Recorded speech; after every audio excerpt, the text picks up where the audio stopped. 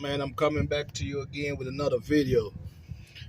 It's a 2013 Chevrolet Impala. I'm about to change the temperature switch. Here's the plug right here. It's a little snap in right here. You have to pull this up and then pull this off. As you can see, this breaks, so I'm gonna have to put a new pigtail on it. But right down here, see this right here? This is the sensor temperature switch.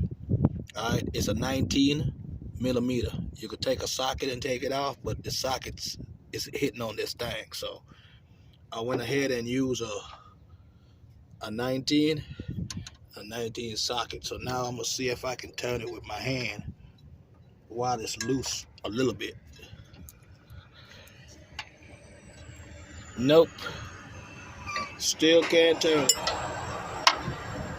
So the best bet I'm seeing is to use a regular 19 and take it out.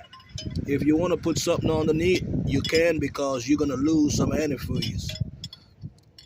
The reason why I'm changing this, on your dashboard sometime you might see the temperature gauge do not move, and it's telling you that your AC is turned off and all that. Yeah, first thing you do, you come out here and you check these wires. The wires that are unplugged, but it looks good. So what I'm going to do next is go ahead and replace the sensor and see if the temperature gauge start reading again. But you just put something at the bottom of your car, because when you take this out, you're going to lose some antifreeze. So be prepared for that. This one been sitting. See, a little bit came out right there. So we just go ahead and put it back in right there, and it stops the leak right away. So just go ahead and use that same 19 and tighten back that sensor.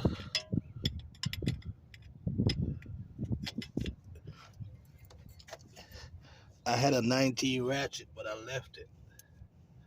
I wish I had it though, so I can go ahead and tighten this back up pretty quick.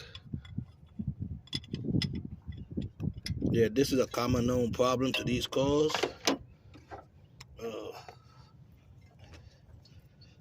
Yeah, I'm trying to see if I could turn it.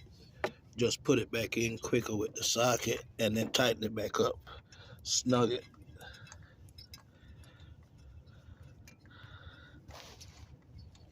Now, if you got a ratchet, you could put in there and it work. But what I did, this is a 1/2 inch socket, so I got an adapter that I put on, but when I put the adapter on, it's hitting on the exhaust. So that's why I couldn't use that. So what I'm doing, I'm using the regular wrench. As you can see,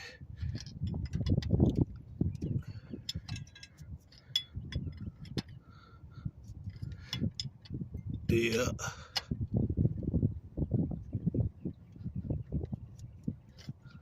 So that is in, that's tight.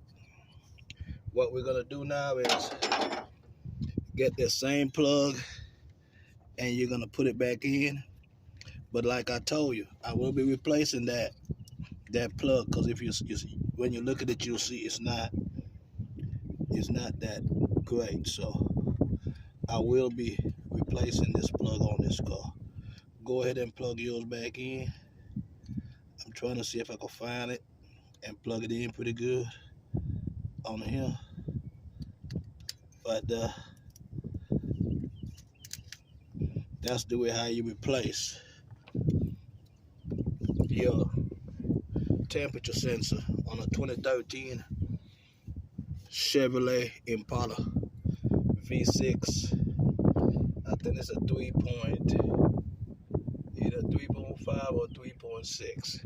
But yeah, big up to the Virgin Islands, St. Croix, St. Thomas, St. John, keyboard ancestor. You know? Yeah. St. Croix, respect. Until the next video. 2013 Chevrolet Impala temperature sensor switch replacement. Big up. Keyboard ancestor.